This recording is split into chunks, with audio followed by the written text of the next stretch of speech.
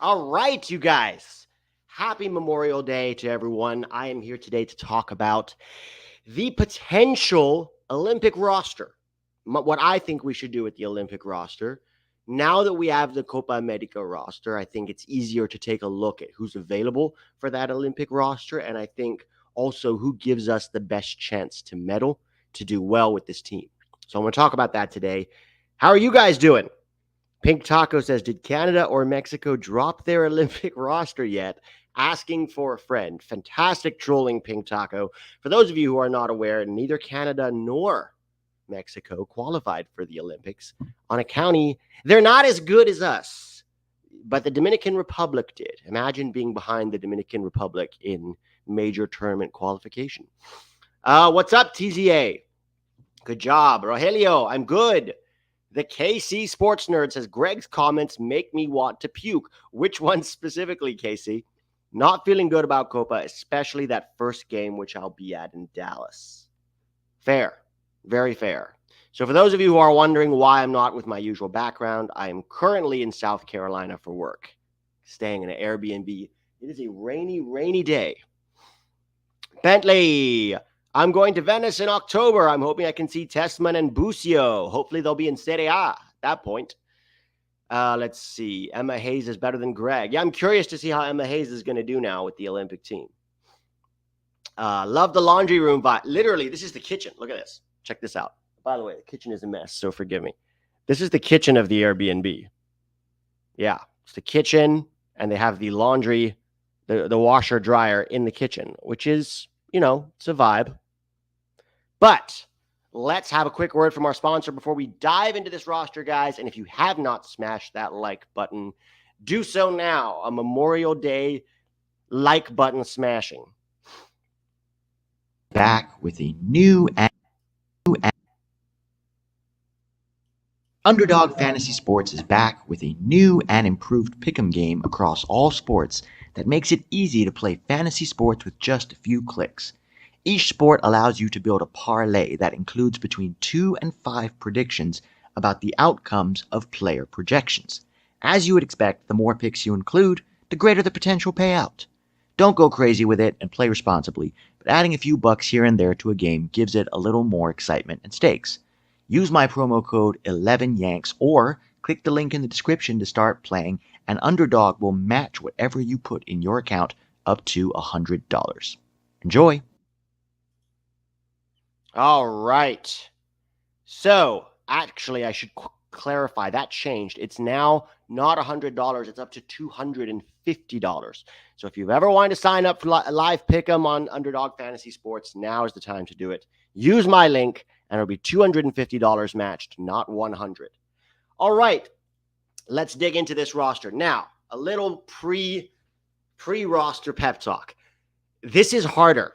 Coming up with a good Olympic roster is harder than a Copa America roster for several reasons. Number one, obviously, you have the age restriction that you have to stay within. You have 3 overage players, so it becomes a little bit of a game of chess. You also don't know who's really going to get released, because unlike Copa America, a lot of you guys know this already, but I'm saying this for the sake of maybe somebody who's watching, this stream for the first time or is new to Olympic soccer. It's not a FIFA tournament, so clubs are not required to release their players. And to be honest, we don't really know who's going to release their players and who isn't. So for the sake of this roster, okay. Oh, yeah, it's also an 18-man roster. That's complicated as hell. And only 2 goalkeepers. So with an 18-man roster, which is insane, like FIFA moves their rosters from 23 to 26, and the Olympics are like, no, 18. So it's terrible, frankly, right? And, for the sake of this stream, I'm going to assume that whoever we want, we get released, okay? I'm also going to assume that if they participated in Copa America, they're not going to be available for the Olympic roster, okay? So those are the assumptions I'm going to make. It doesn't mean it's true. There may be 1 or 2 guys that play in Copa America or in that final Copa America roster that could also be released for the Olympics. I have no idea, honestly. Pepe, I think, is the one that comes to mind the most, right? Because Pepe literally modeled the Olympic kit in Paris just over a month ago. And yet he's in that preliminary Copa America roster. So there's a chance, although I'm not sure, that Ricardo Pepi could be in this roster. But for the sake of this thing, because he's in the Olympic roster, for the sake of my predictive roster, he's not in it. The other thing I will say, guys, is that versatility is going to be important. That's the problem with an 18-man roster, is there are some players where it's like it's close between these two for a certain position, but because of this one's versatility, you need guys who can play multiple positions, because you don't know who's going to get injured, who's going to get bans, what issues you're going to have, so it's just hard to say. But I did my best, and I think considering the players available, right? So not Copa America, there are age-eligible Copa America guys. Balogun, Pepi, Musa, Scally, and Gio specifically. Those 5 from Copa America are eligible, and Christopher Lund, technically, 6 guys who are eligible for this team. I'm going to assume they're not going to be there, okay? So to start with the goalkeepers, and really, this one, I don't want to say it picks itself, but it's between 3, okay? It's between Gaga Slonina, Patrick Schulte, and Chris Brady. All of them are having good seasons, all right? Gabriel Slonina just finished a season in Belgium. Was he perfect? No. Could he have been shaky at times? Yes, but he's continuing to grow and develop as a player. Patrick Schulte at this point is 23 years old. He is now in the Copa. He just won, MLS Cup last year. Was a very good goalkeeper with Columbus last year, and is continuing that form not only in MLS this year, but also in CONCACAF Champions Cup.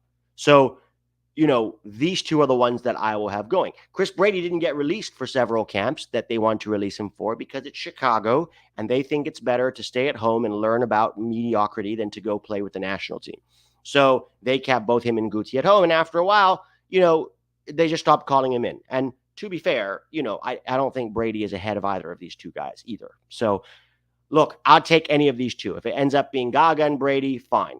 If it ends up being Schulte and Brady, fine. If it ends up being these 2, this is what I would prefer. This is what I would take. Cochin has not played a single game. So Alex Caven is saying Cochin. Cochin should stay in the under-20s and really be our number 1 goalkeeper for the under-20s right now, because that's his level. I mean, the guy has not played a single professional game in his life, so bringing him to the Olympics, in my opinion, would be unwise and premature. Very high ceiling, high potential, yes, for sure. But he should stay with the under-20s for now and focus there. Him and Gavin Beavers can fight it out. Julian Eystone, according to Fabrizio Romano, is going to Brentford. So our goalkeeping prospects over the next 5 years are looking good. It's just that right now with the senior team, we don't have the best ones. But these are the 2.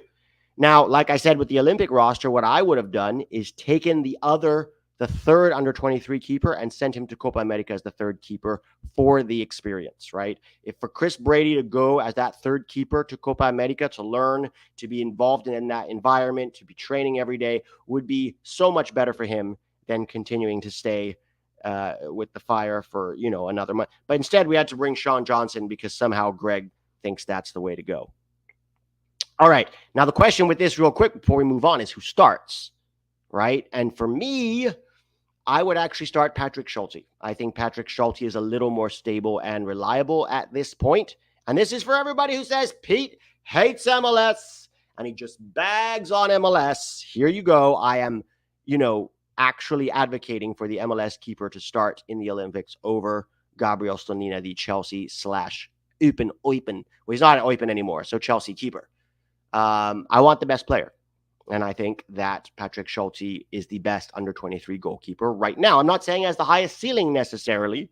I'm just saying right now, I think he's going to be more reliable than Gabriel Slonina.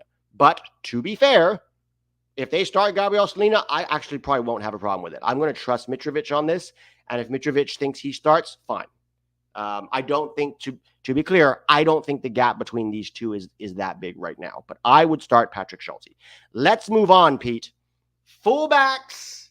And remember, 18-man rosters mean you can't really bring 4 fullbacks. So I would bring 3. Brian Reynolds, Jonathan Gomez, and Caleb Wiley. Pete, no Griffin Dorsey, the Houston Dynamo starter as an overage pick? No. Sorry, Houston fans. Look, reality is we don't have a ton of really good under-23 fullbacks on either side. Okay. Lund over Wiley, says TZA. Yeah, but Lund is in the Copa America roster. So if you're in the Copa America roster, I'm not bringing you. Now, there's Brian Reynolds, right back, Caleb Wiley, left back, and Jonathan Gomez, who can play both sides.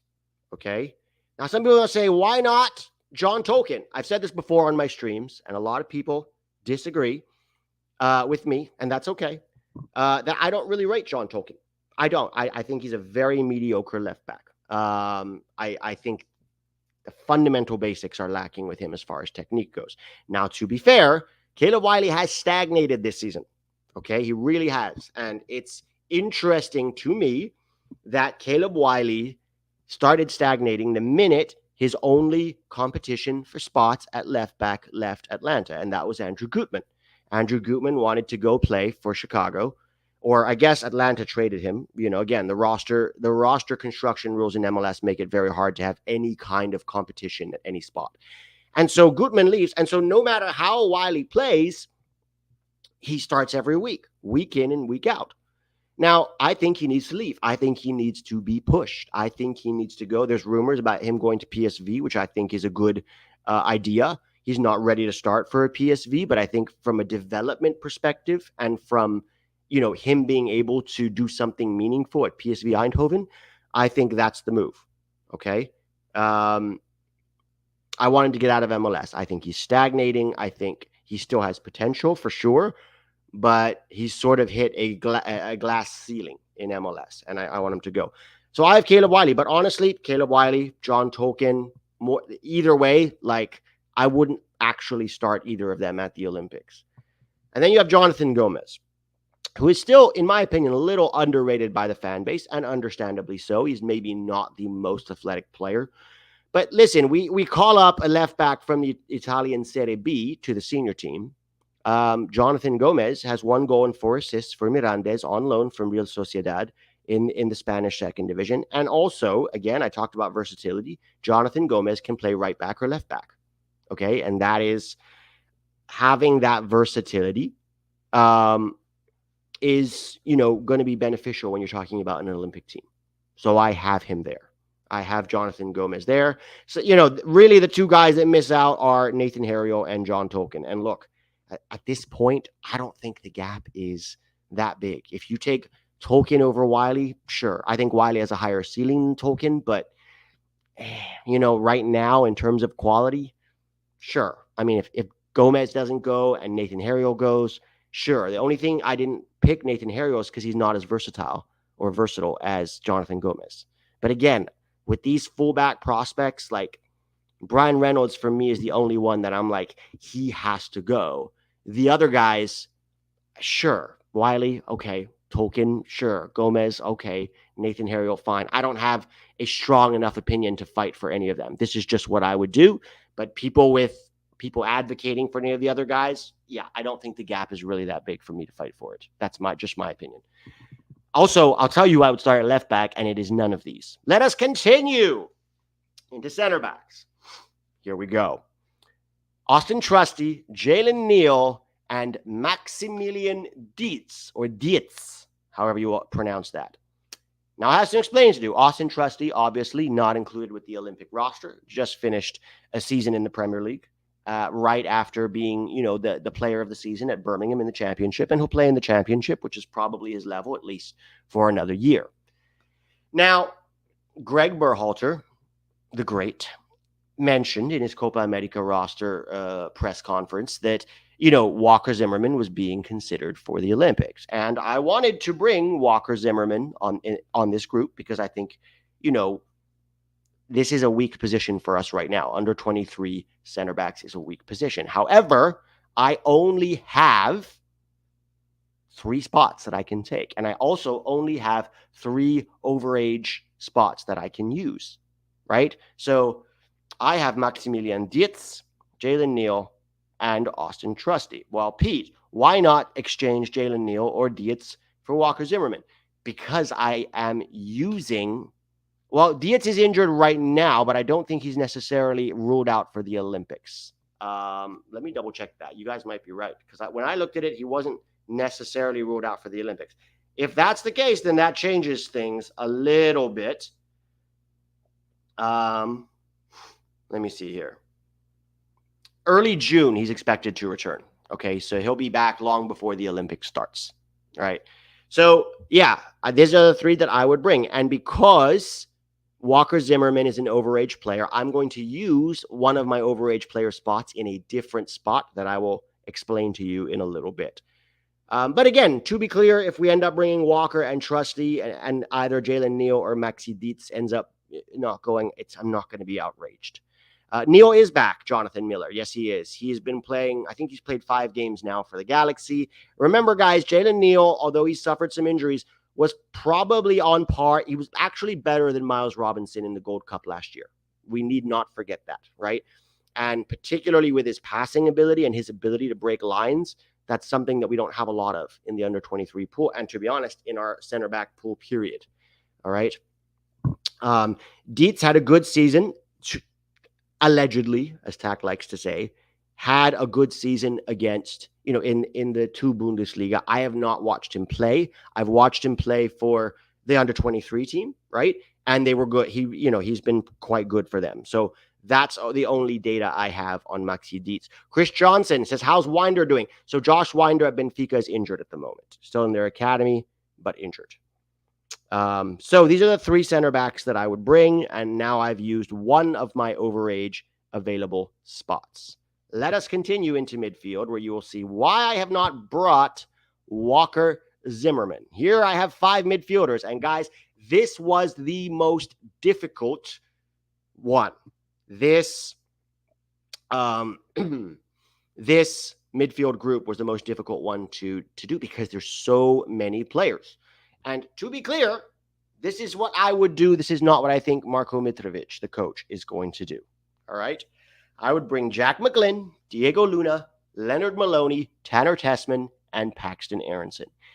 And the reason I would bring these particular 5 is because I wanted a mix of quality and versatility and also experience, okay? Lennard Maloney, you guys spotted the one mistake. Where is it? See if you can find it. It's on this page. The one mistake on the PowerPoint, which I must have at least one. All right. There are different reasons why I brought each of these guys. Maloney, I brought for his obviously quality, right? This guy started a whole season in the mid-table Bundesliga team. He can also play left back, but more, a stay-at-home left back, the way that Trusty would, but he can also play center back in a pinch. And the other thing about Lennard Maloney is that I want him here to play the 6 because we don't have a lot of really strong 6s in this group. You have Aidan Morris, who has not impressed outside Columbus. Whenever he's played outside for Columbus, whether that was in the Gold Cup or for the under-23s, I thought he's looked quite mediocre. And so I don't have Aidan Morris. Other than that, you've got maybe Danny Edelman or Josh Atencio. I don't think either of them are worth a spot on this roster. Jack McGlynn is a pure 8. He's having a very, very good season with Philadelphia. Obviously, there are still things that he needs to work on. I think getting out of MLS will help with that, particularly speed of play under pressure. But his set piece ability and his wicked left foot and his passing range are great reasons to include him. Diego Luna is having a decent but not great season in MLS so far. He is here because of 2 things. His versatility. He can play as a 10 or he can play on the wings, and that's important. And just his general unpredictability, Diego Luna, right? That you need one of those guys who you don't know what he's going to do. And he's very hard to scout. He's very hard to predict. He is creative and he is versatile. And I think that's worthy of spot. Tanner Tessman is having a very, very good season for arguably their best player this year in the Serie B, and is on the verge of helping them to get promoted, including a really nice golazzo that he just scored on the weekend in their match against Palermo. So he is absolutely worthy of a spot. He's also a guy who can play at the 6 or the 8. He's more of an 8, but in a pinch, he can be the backup 6 to Lennard Maloney if something happens. And then Paxton Aronson is the other one, okay? Can play as a 10, can play on the wing. Probably our best attacking midfielder in this group right now, the under-23 group, if we exclude, Malik Tillman and Giovanni Reina. Now, some of the guys that missed out, and there are a lot here, right? Busio is not here. Again, Busio is not as versatile as Paxton Aronson. He's not as good defensively that's an issue. And I just, he's probably going to be there, right? Busio's going to be there. I probably wouldn't bring him, but again, the margins are fine at this point. If it was a bigger roster, 100% I'd have Busio here. Is he better than Diego Luna? I'm not so sure. I think he's a different kind of player to Diego Luna. I think he's a very smooth operator on the ball. I don't think he has the same 1v1 ability that Diego Luna has and the same levels of unpredictability. Paxton Aronson, again, it's like, Busio's doing it in Serie B, Paxton Aronson's doing it in Netherlands. So it's like, who doesn't go? I don't think, Maloney's going to go. I don't think they're going to bring him. I think it's going to be Busio. I think Aiden Morris is going to be here too. I'm fascinated how Mitrovic is going to, pull this one out because a lot of these guys deserve to go. What about Rokas Pukstas? Does he have a shout? Probably he does, right? What about Quinn Sullivan, right? He can play wing. He can play central. He's having a very good year in Philly. Why does he have a shout? Maybe. Yeah. Does Brian Gutierrez have a shout? Probably a little less than some of these guys, mostly because of the dumpster fire that he's a part of, but also the fact that the Fire keep not releasing him. After a while, they just stop selecting him. And to be fair, he could also be doing better at the Fire too. He's not the problem at the Fire, but he certainly has moments where you're like, he has to do better there. Okay. So these are the 5 that I would bring. But if you want to advocate for a Busio or maybe an Aiden Morris, personally, I wouldn't have him, but some people like him. Pukstas, Quinn Sullivan, Brian Gutierrez. There are certainly guys here, so, that you would think, oh, does he deserve a shout? And reality is, yeah, probably they do. A lot of them do. This one's very, very tight, and it was very hard to make the pick. But these are the picks I'm going with. If I'm the coach, I'm gonna throw my hat in with these guys because I think the blend of experience, quality, and versatility is a good blend for what we need. Okay, let us continue into the wide forwards, and this was tough. This was also tough. Taylor Booth, Kevin Paredes, and Griffin Yao. Yeah, Kremaski, Chris Johnson. That's another one. I personally think he's closer to like Gutierrez. I don't think he's really ready to go there. But I have Taylor Booth, Kevin Paredes, and Griffin Yao. I think these are the 3 wingers that I would bring. Taylor Booth, back from injury, had a good game, had a few good games now. Again, for, Utrecht, has the ability to play central or wide, right? That's a possibility. Kevin Paredes, for me, is my starting left back. All right. I would feel more comfortable with Kevin Paredes at left back than Tolkien or Wiley or Jonathan Gomez.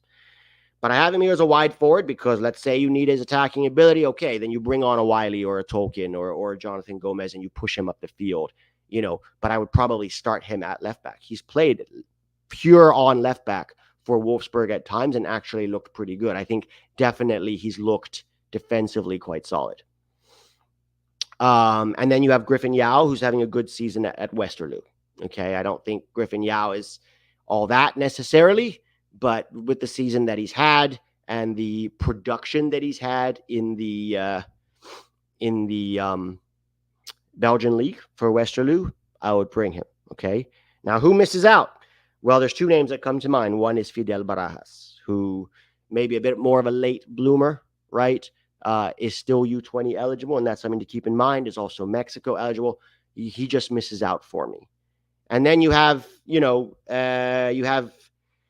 Cade Cowell, who I don't think has done anything to earn a spot on the Olympic team. I think he will probably be there because U.S. Soccer seems to love him.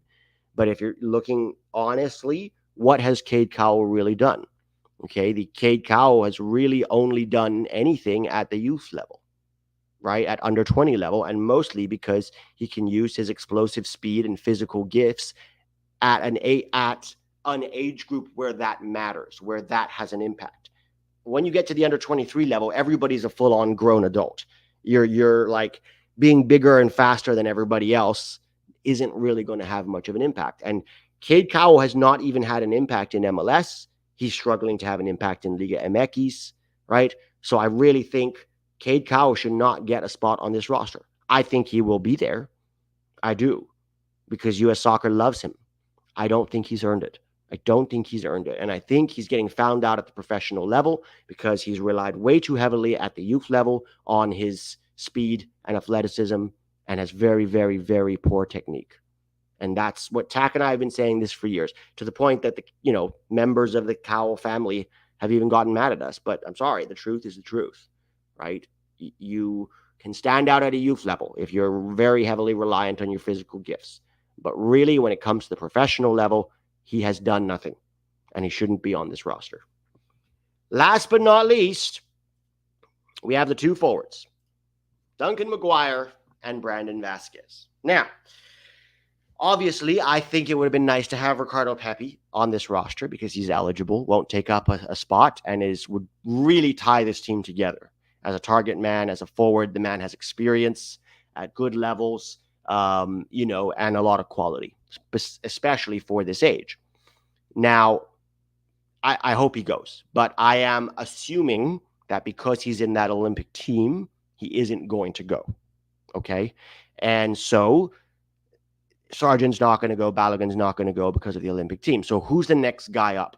The fourth best striker, in my opinion, for this group that I would use an overage spot on would be Brandon Vasquez. Some people have argued Jordan Pefok, and, certainly I think you can make a case for Pefok. My issue with Pefok is just a lack of mobility at the moment. Brandon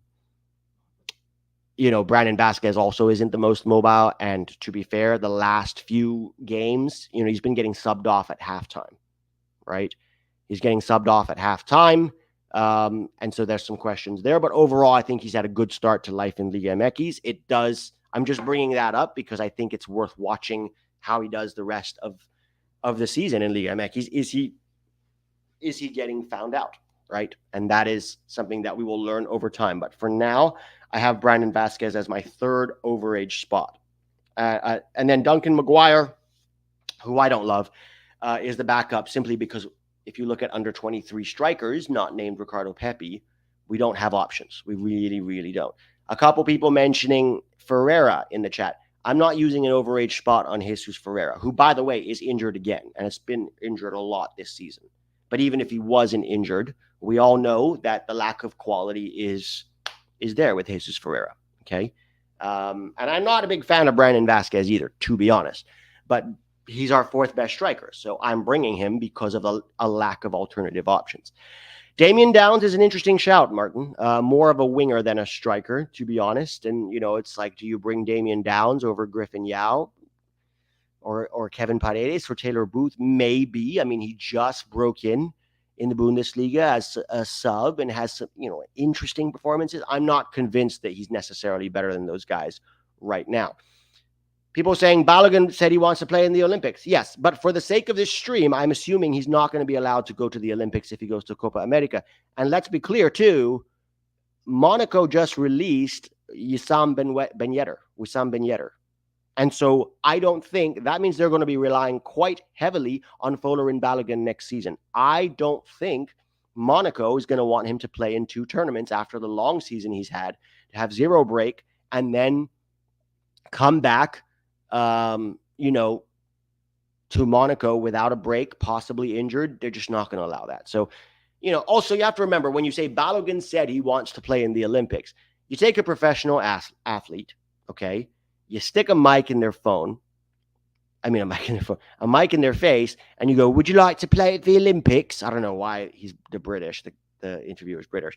American. Would you like to play in the Olympics, Balogun? You're not going to go, "Yeah, no, I don't want to play in the Olympics. I've got to focus on my club." No, you're going to go, "Yeah, obviously, it's a great tournament. That'd be a fantastic opportunity." By the way, Balogun doesn't sound like that. I'm just going with generic Brit. Fantastic opportunity to play. They're going to say, "Yeah, of course, I'd love to play in the Olympics," but it doesn't mean they're out here campaigning for it necessarily, right? Monaco have Champions League next year. Yeah, absolutely. There's a very full schedule next season for Balogun, and we need him for the Olympics. So no, I don't have him on this roster. This is my group. Who are the big snubs? I mean, there's lots of snubs. And maybe there are guys that should be here that won't be here because their club won't release them. We just don't know, right? And so these are the guys that I would bring. Does this team have a chance to medal? Yes. Medaling at the Olympics is not that hard. Mexico's done it multiple times, right? There are some good teams, particularly France and Argentina, okay? But after that, a lot of the teams that are there are beatable. And remember, a lot of teams also won't get their players released, so they won't be bringing their best groups either. And remember, guys, Marko Mitrovic so far, let's look at, what he's done with this under 23 team. They certainly have outperformed the quality that they have in the group, right?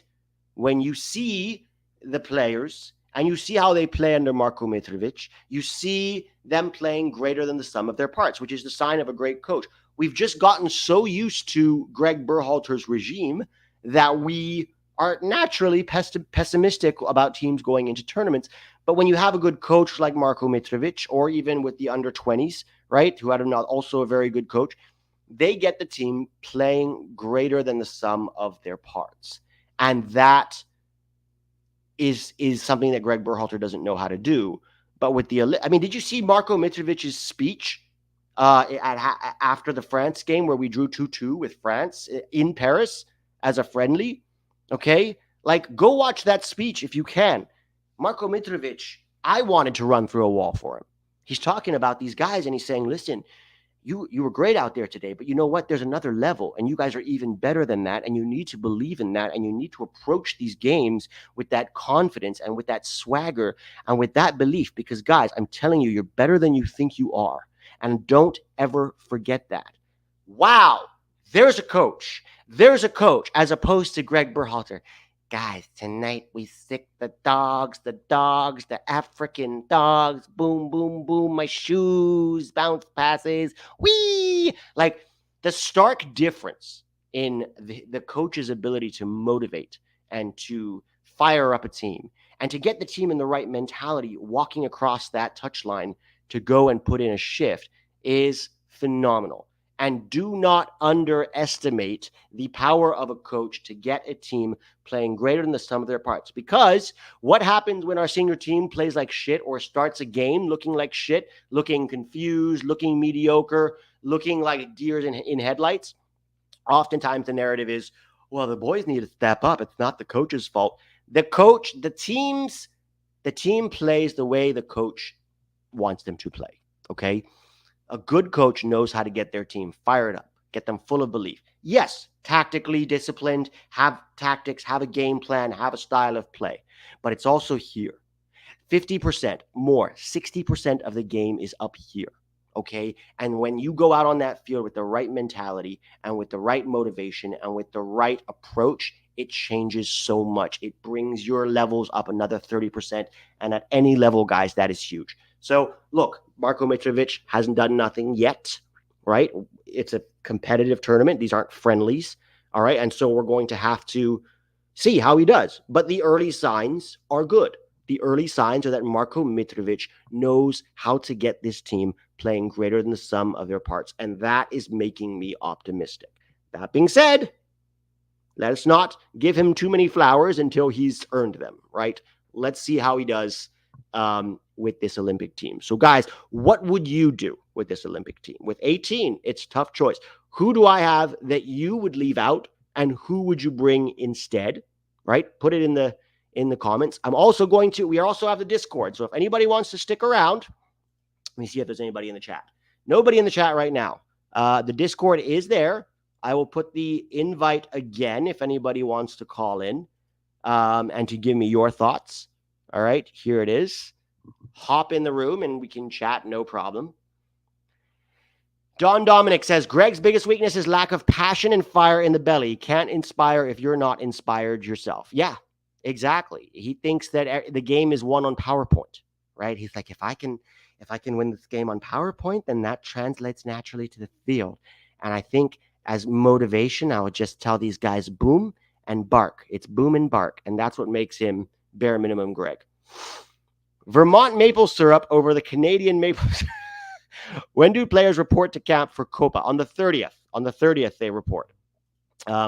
Pete, have you seen the Canada roster for Netherlands and France? This is Jesse Marsh's good roster. First roster. Should I push it up?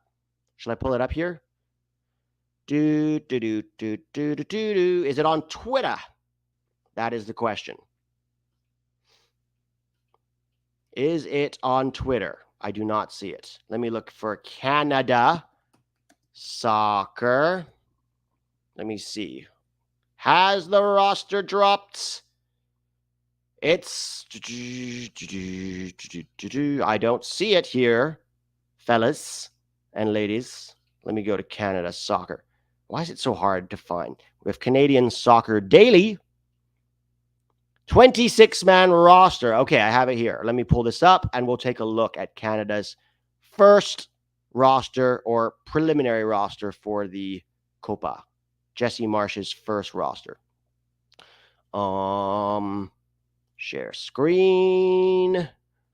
We have Jesse Marsh. Here we go. Here we go. Canadian roster has dropped everywhere we go. All right. Jesse Marsh leans on familiarity with first Can MNT roster as Copa America warm-ups loom. All of a sudden, Canada's first ever Copa America is only a little more than 3 weeks away. I don't know why I'm talking like this. Before we get there, though, there are 2 big warm-up games to be played, and Jesse Marsh has named his first roster as Canadian men's national team head coach. All right, let's take a look.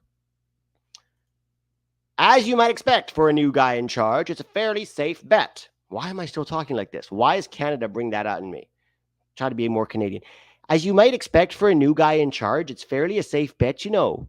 All of the usual suspects, Alphonso Davies, Jonathan David, Kyle Larin, Tajon Buchanan, Stephen Eustachio, Alistair Johnson, Kamal Miller, etc. are in the... I don't know why my Canadian is Irish. Are in the 26-man group. And there are also several players rewarded for great form in recent weeks and months. Veteran winger Junior Hoylett, who has also starred in Scotland for Aberdeen in more limited minutes, maple syrup, gets a recall after he was left out of the group for Canada's win over Trinidad and Tobago in March. Theo Blair, Motherwell's player of the season, is included in the attacking group after scoring 15 Scottish Premiership goals this term, including 13 since the start of 2024, as well as okay, we don't need to read. Let's just go to the roster. We don't need to read this whole thing. Where's the roster? Thank you. All right. Whoa, 4 goalkeepers. How many did they bring? Hang on. Did I just read? How many did they bring? Did they even tell me? They probably said it, and I was too busy pretending to be Irish Canadian that I missed it. Should I just count it? Let me just count it here. Why did they bring 4 goalkeepers? That doesn't make any sense. 4, 5, 6, 7, 8, 9, 10, 11, 12, 13, 14, 15. Whoa. 4, 5, 6, 7, 8, 9, 10, 11, 12, 13, 14, 15, 16, 17, 18, 19, 20, 21, 22, 23, 24, 25. 27 also. So they're going to have to cut one. It's probably going to be one of the 4 goalkeepers. Maxime Crepeau from Portland Timbers, one of the goalkeepers. Thomas McGill from Brighton and Hove Albion. He is not a starter. Don't worry. Dane St. Clair of Minnesota United and Grégoire Swiderski from France. Girondins de Bordeaux B. So he's in their B team. Interesting. Okay. Let's see. Now, Alphonso Davies from Bayern Munich, the only current world-class player in CONCACAF. Alistair Johnson had a good season at Celtic. Richie Larea is still there, the Toronto defender. Dominik Zator from the Polish league. Korona Kielce. It's not related to Travis Kelce, Swifties. Moisey Bombito from the Colorado Rapids as a center back. Okay. Derek Cornelius, Malmo in Sweden. Luc de Fougerolles from Fulham. He's not really playing for Fulham. Kyle Hebert of St. Louis City SC. And, of course, Kamal Miller of the Portland Timbers. Luc de Fougerolles. He must be like in Fulham's academy team or something.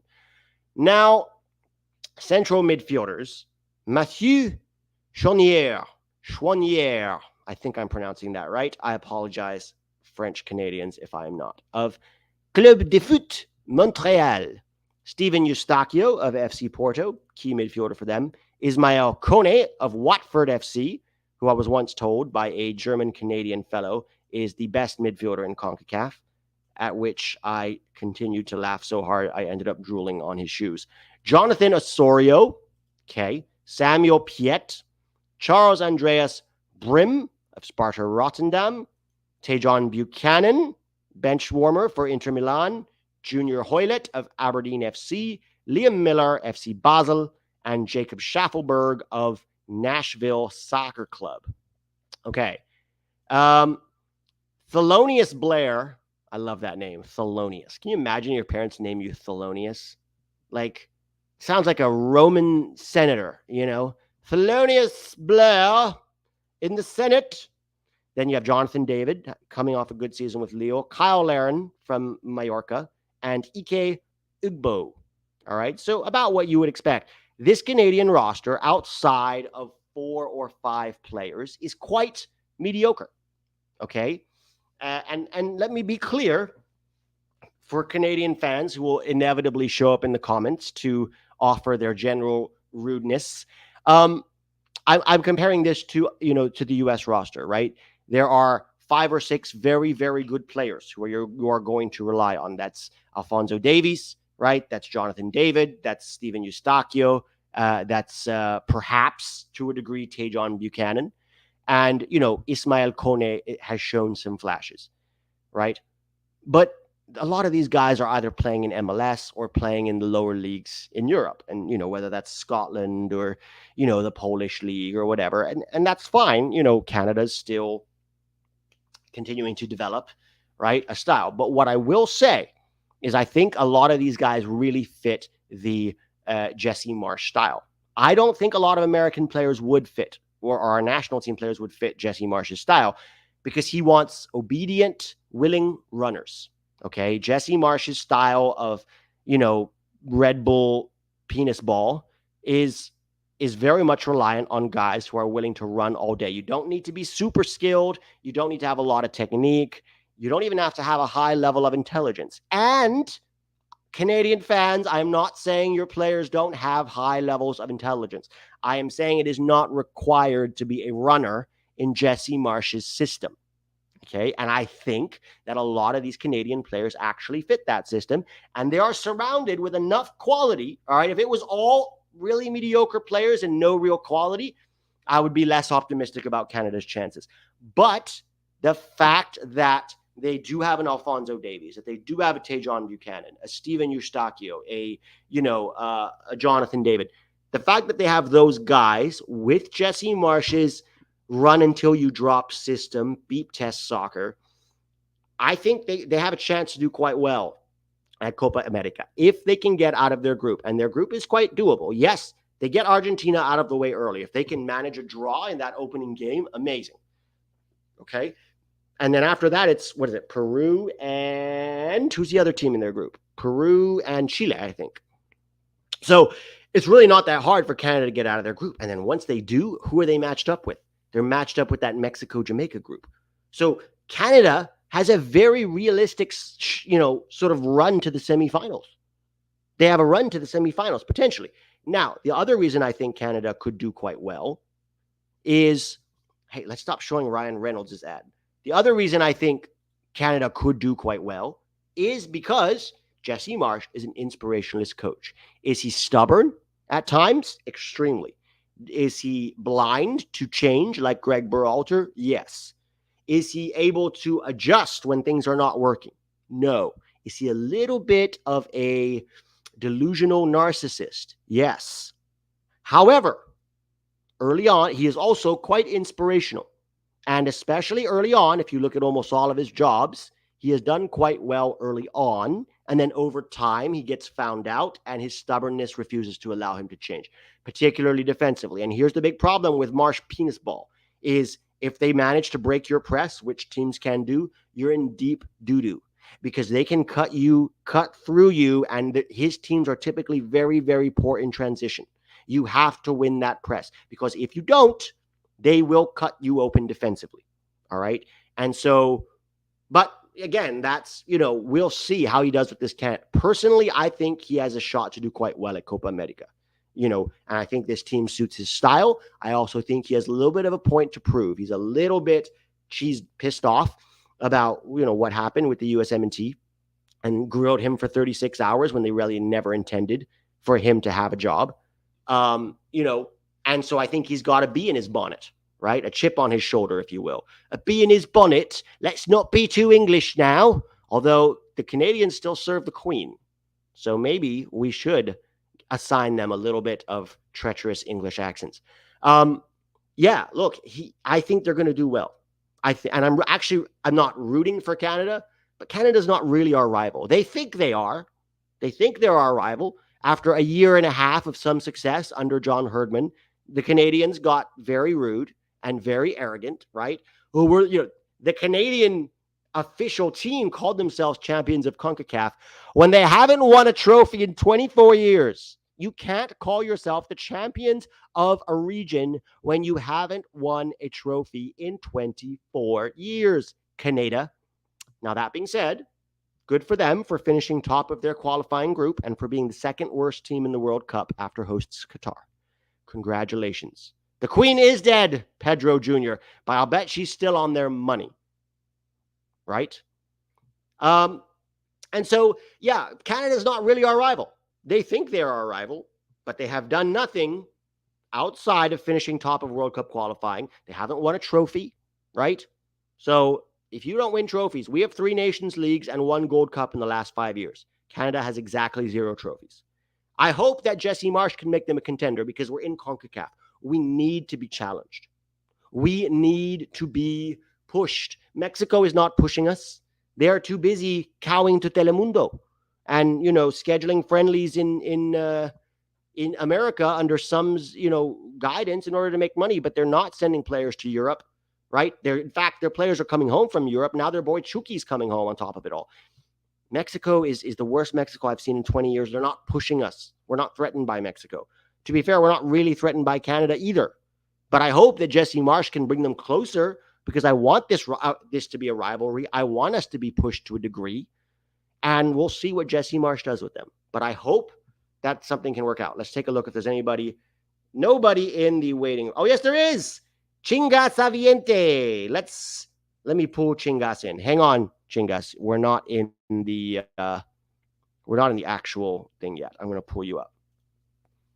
All right. Present, share screen, Discord. Let's see if Chingas unmutes himself. All right, Chingas, are you there? Chingas, you're muted. You have to unmute yourself. Come on, Way. Dude. This is why I don't do more. This is why I don't do more of these. You guys pop in and then you don't unmute yourself. Hello? There we go. We have landing. What's up, Chingas? You muted again. You were just unmuted yourself and then you muted yourself again. Hello, Chingas, unmute. I can't unmute you. You have to do it yourself. You had it there for just a second. The link, Kieran, here. I'll put the link again. That's the link for the Discord if you want to show up and talk. If anybody wants to show up and talk, that is the link.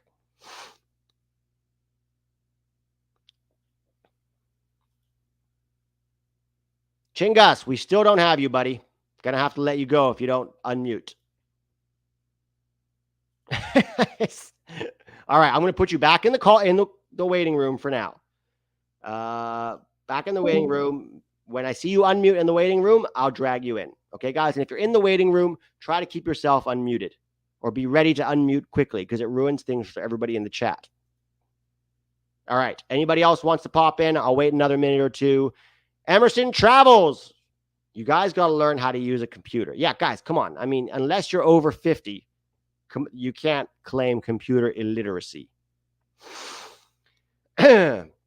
Michael Hassman says, USMNT has Greg, though, and he pulls the team down. Hopefully, we never have to see any more of Greg again after 2026, but he will probably end up at USSF and continue to screw the USMNT.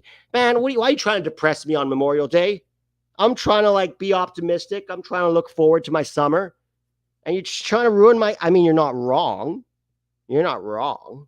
But still, I've got bigger problems to worry about, like why Chingas won't unmute himself.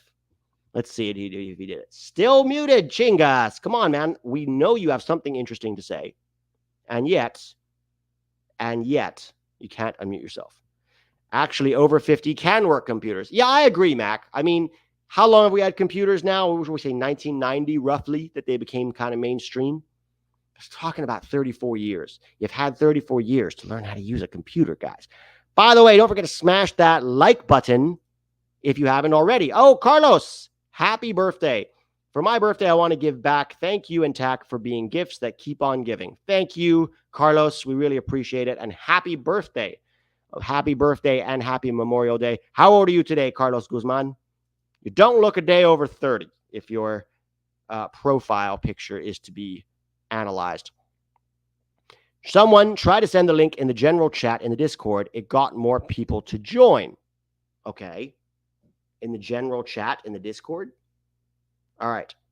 This is the general chat in the dashboard. We don't want to linger on it too long because there's some weird stuff going on in the general. I don't go there, but every time I go in there, I'm like, oh my God, y'all are going to hell. But yeah, I put it there now. Doesn't seem like there's anybody. Chingas is still muted. Chingas, you got to do something, man. At least come to the chat. Do you need help unmuting? Happy birthday to Carlos. Everybody smash that like button if you have not already done so. Let's see.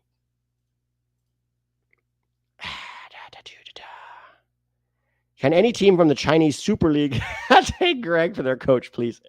Imagine the Chinese media talking to Greg and Greg's trying to explain why, the thing is, I mean, I don't know.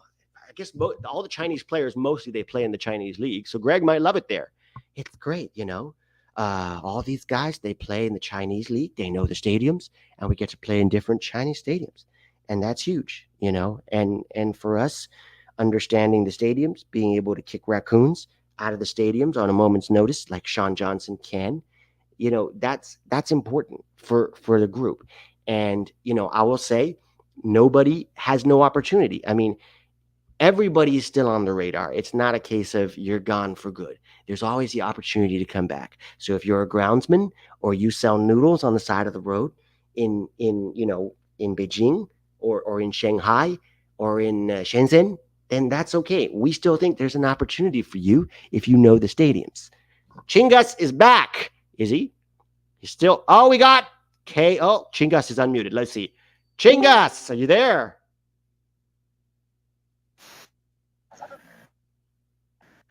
Chingas? Oh, Chingas, now you're unmuted. We still can't hear you. What fresh hell is this? Chingas Aviente. Hello, you there? TikTok. All right, you're going back in the waiting room. We're going to try Queso 21. Queso, you're on the air. Don't do this to me, Queso. Hello? Hello? Oh, Hello? There we go. Is it coming through? Hello, Queso. What's up? I'm unmuted. Yeah, Hello? I can hear you. What's up? So there's a bit of delay on my end, but I'm just going to ask the question.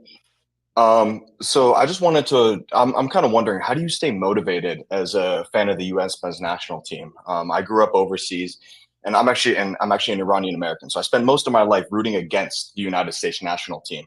But seeing Christian Pulisic go overseas to Dortmund really got me inspired. I'm a massive Gio Reyna fan. I mean, I love the squad. I love what we're building, but I find it so hard to stay engaged when it doesn't even feel like we're having the same conversations. It feels like we're going backwards sometimes. I mean, how many times do I have to hear, are we going to start Gio Reyna or not? Is Greg qualified for the position? And I mean, all these things, I mean, they go on forever. And I mean, I love sports. I mean, I'm going to law school. I plan on working in sports, love the game, never going to stop loving it. But when it comes to being a fan of the USMNT, it just feels so regressive sometimes. And I really respect the work you and TAC do. But how do you guys continue to stay motivated and engaged? Because that's something I've really been struggling with over the past few months. I'm going to mute myself and turn on my version of your audio so I can hear you from the stream. Yeah, no, great question, man. And look, you're not wrong. I think after the World Cup, and even as content creators, Tack and I were excited about the direction of this team, and we felt like in the last cycle, in the 2 years leading up to Qatar, right, there was a lot of excitement, and people were paying attention and tuned in, and our YouTube views were pretty good, and we were like, okay, it seems like finally, soccer in America has some momentum, and it was exciting and it was cool, and then after Qatar, a lot of people saw what had there was question marks about Greg, right? The whole cycle, we were like, what is this guy doing? And then Qatar continued to tell us that Greg had no idea what he was doing, and he would forever be bare minimum Greg. And I think people were at least hopeful that it would be time to move on, that we had moved past Greg, and that hopefully. But then once Greg came back, and I remember when that happened, it was right, it was announced just at the beginning of that Mexico game. And that was done on purpose, by the way, to try to, hopefully people would be distracted with the game and not outraged if they brought him back. And after the whole Gio Reyna saga, just everything about that World Cup left a very sour taste in everybody's mouth. And then they brought him back. And I remember that day because I was doing the post game for Mexico. I left the stream, the Mexico, and I went to my Twitter, and I had about 25 to 30 messages in my inbox from people saying, man, I'm done. I can't do this anymore. Look, I appreciate the work you guys do, but I can't get excited about this team now that they've brought Greg back. It just feels like going backwards, and it feels like a rubber stamp for mediocrity once more. And there are a lot of people who've tuned out. And both Tack and I have seen this also in the views and in our own personal motivation and excitement. It's tough because, like you said, we're talking about a lot of the same things. People will get on me like, You criticize Greg for the same things. Yeah, because he's still here and he keeps doing them. You think I want to keep hammering the same talking points? I don't. But he's still here doing the same shit. So what am I supposed to talk about?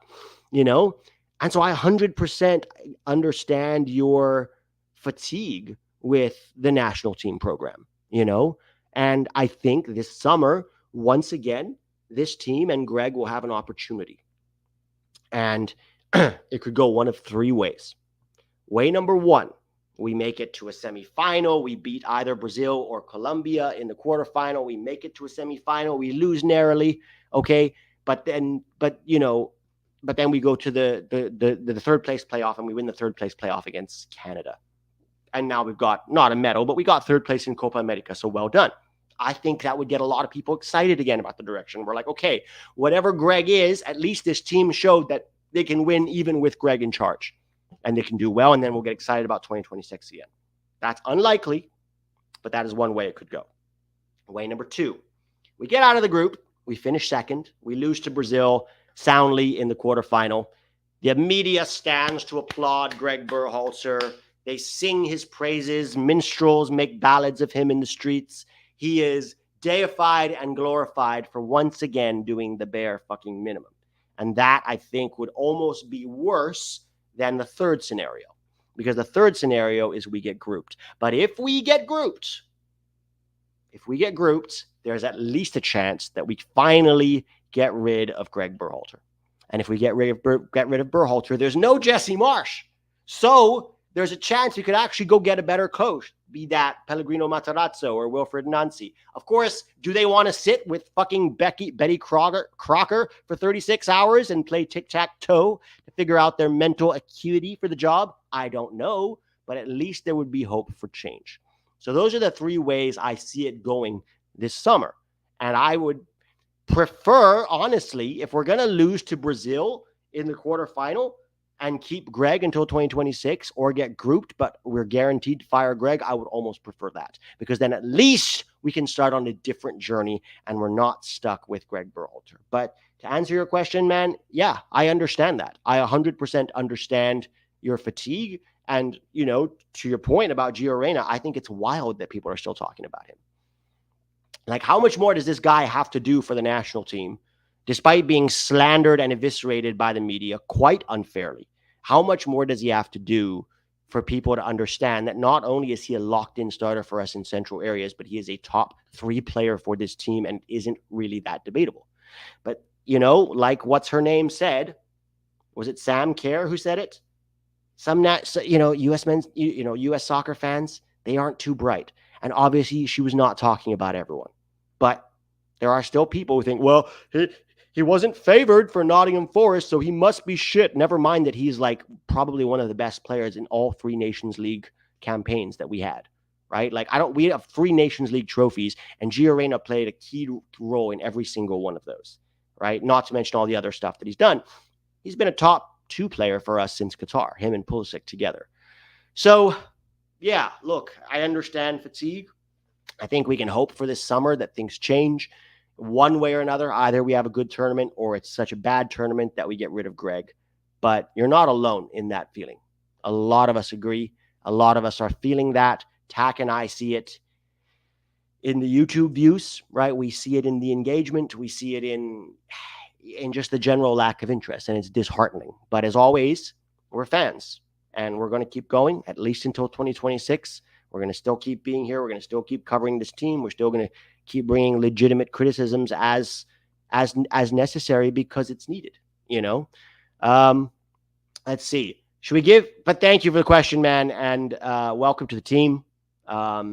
Thanks for calling in. I appreciate it. We'll put you back in the clearing room now. Should we give Chingas one more opportunity, guys? Let's see if we can get Chingas this time.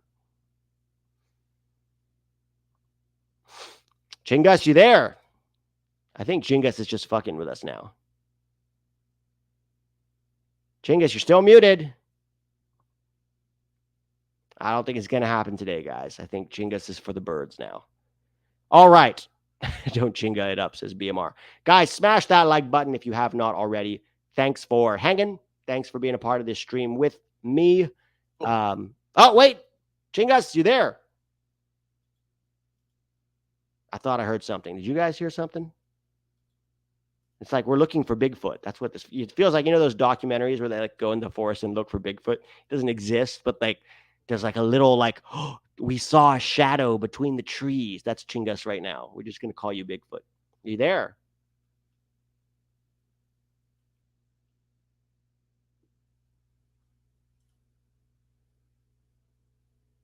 No Bigfoot today, guys. No Bigfoot today.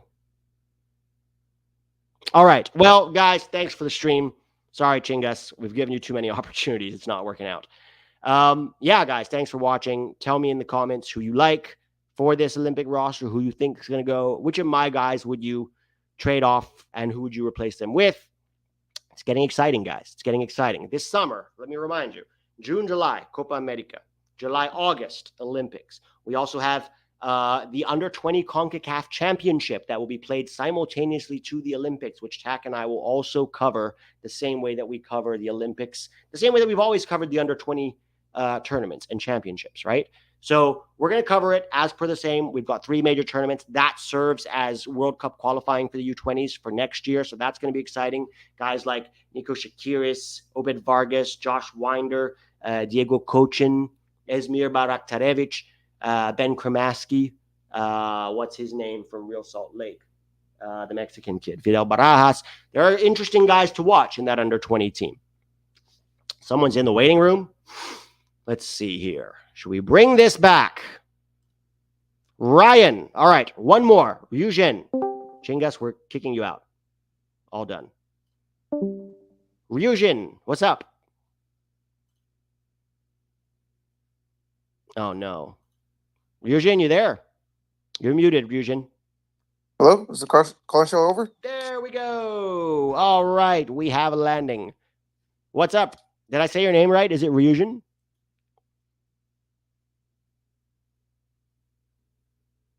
Hello? Hello? Yeah, can you hear me?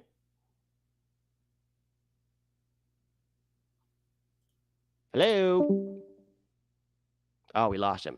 All right, I'm losing patience. Sorry, guys. Can't keep doing this. Too many people don't know how to use Discord. All right, guys, have a great week. Happy Memorial Day. Thank you to everybody who served, who has family who served.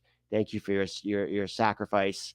And let us try to be kind to each other. Let us try to be kind to each other. Let us try to remember that we are all human beings, whatever nationality we are. And yeah, just have a great week overall. It's getting exciting, guys. Next week, more things coming. We're only, maybe, 2 weeks out maximum from that first friendly, not even, like 10 days, 12 days out from that Colombia friendly. And from there, it just gets exciting. Have a great week, guys. Thanks for hanging. Smash that like button before you go. And thank you to Underdog for sponsoring this stream. Don't forget to use them. $250 match for whatever your deposit is if you go play their pick'em game. If you use my code 11Yanks or click the link below.